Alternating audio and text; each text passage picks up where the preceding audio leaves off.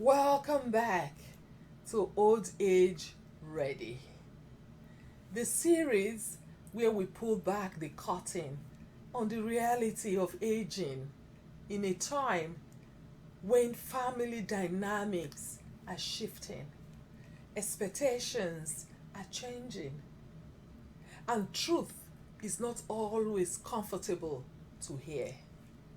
I'm your host, AB Ambek. And today's episode is titled The Abandonment Era. Okay? And lots of stories from the front line. So, when I say abandonment era, I am talking about the growing trend where aging parents are left behind, are left without emotional, financial, or even physical support from their adult children. This isn't just an African problem or an Asian problem or a Western problem. No, it's unfortunately a global phenomenon. But in cultures where children were once expected to be the retirement plan, the shock is much deeper. Okay? Why? Why is the shock much deeper? Because the cultural contracts of I raised you, so you will take care of me when I'm old is silently being torn up. It's been tumbled. That cultural contrast of I raised you, so you have to take care of me is been tumbled. Okay?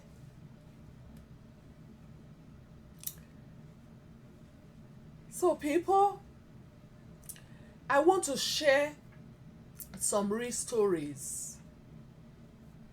Names and details are changed, okay? In this story I want to share. But these are lived experiences of folks. For example, the first one is the lonely apartment.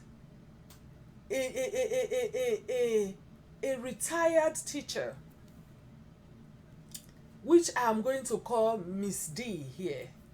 She spent her life investing in her children's education, sending them to the best schools. She assumed they would visit and support her in retirement. But today, she spends her days alone in a one-room apartment. Her children live abroad. They rarely call and send money to her, only on special occasions. Excuse me. She never planned for her own retirement. She was believing they were her plan. So all the money she had, she spent it on her children. And today, she's alone. I'm going to give you another case study, another example. This I will call Mr. K. Mr. K is somebody in his late 70s. And Mr. K has medical emergency. Okay? None of his 3 children came to the hospital to visit him. They all claimed work and personal commitments did not make them to come and see their father. But people, the truth is they had grown distance after years of feeling pressured to meet expectations they couldn't afford. Mr. K recovered physically, but emotionally, he says that day he was admitted in the hospital that 3 of his children could not come to see him. That day he knew he was truly alone. The third example, in another case, is a widowed mother. A widowed mother I'm going to call Mary. She has been calling her daughter for weeks. But her daughter says, I just don't have the emotional energy right now to speak to my mother. The mother says she never imagined that in her golden years, or that her golden years would be filled with silence from the very people she sacrificed everything to. So you see Mary, the widowed mother, she's been calling her daughter for years, but her daughter is ignoring her phone. For what reason? She says she does not have the emotional capacity to deal with her mother's problem or what her mother needs now. So that's a rude shock, a brutal shock for Mary. Because she's not feeling what? She never imagined that in her golden years, or that her golden years would be filled with silence from the very people she sacrificed everything for. So so why is this happening, you may want to ask? There are many reasons. Some we've already touched on in our earlier episodes. But number one here is economic pressure on adult children. Migration and physical distance is another issue. Emotional estrangement due to unresolved family conflicts could be another one. A generational shift where independence is valued more than obligation. Oh yes, life has changed. But you know what? There's this part we don't like to admit. Some parents failed to prepare for the possibility that children might not or could not fulfill the role they expected.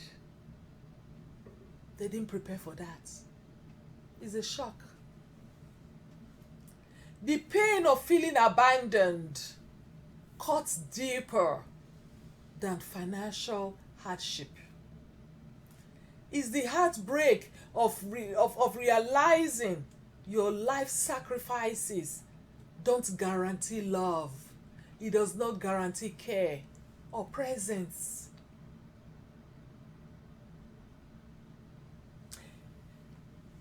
It's the shame of not wanting others to know your children are absent. That's another pain.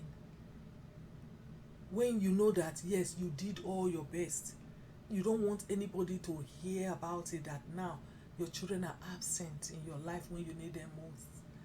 The grief of missing milestones in their lives and then missing yours. These all come together towards that abandonment when you don't prepare properly for your old age. And for adult children, there is guilt, there is resentment, and sometimes relief, all tangled together. You know, they are all tangled together. That's the feelings they get. So people, so much of this pain comes from expectations. Expectations that were never spoken. Expectations that were never negotiated or agreed upon. Okay? Parents just assumed children knew what was expected of them. Yes, in the past it used to be so. In my era, yeah. Your parents just say, oh, I know what, my children, they know what is expected of them. But it's no longer like that. Children assume too that parents understood their limitations. So you are saying that you are assuming that your children understood what is expected of them. Have you ever sat down to think what the children too are thinking? The children too may be assuming that parents understood their limitations, to what extent they can go, their capacity, their capabilities, or ability, whatever you want to call it. But you see, assumption is the soil where resentment grows. It is. Because clear and honest or early conversation could prevent a lot of heartbreak if we all sit down to have this conversation. I tell you what I want, you tell me what you can give, and together we sit down to plan it. So you don't go assuming, feeling entitled, having expectations as a parent that my children will do this. Look, they will throw you whatever place they see them fit for them. They will throw you. You have to be ready. Okay? Because these clear, honest conversations will help to prevent heartbreak. So fellas, we are in the abandonment era, but it doesn't have to be your story. No. If you are a parent, ask yourself today, what steps am I taking to secure my dignity, my health, my emotional support, and the independence of my children? You need to ask yourself these questions. And if you are an adult child, ask yourself too, when am I willing? Or what am I willing or able and ready to commit to when my parents grow old? Because remember, growing old comes with a lot of care, a lot of attention. These children could have parents who are sick, who need attention, who need care. So these conversations are uncomfortable, but so is the reality of facing old age alone. So it's better to have it than to be sorry later for not having it. My lovelies, in our next episode, we'll talk about the 4 pillars of old age readiness and how to start building them today, now that you are still here, no matter your age, to start planning for it. But until then, remember that love is a gift, not an obligation, and preparation is your responsibility. This is Overcomers Connect, and I'm Abby Ambeck. Let's age wisely together, fellows. Let's age responsibly. Let's age with gratitude, and let's be remembered in grace, in peace and happiness. Thank you once again for being here with me today. Remember to take good care of yourself. Be kind to yourself and be kind to others.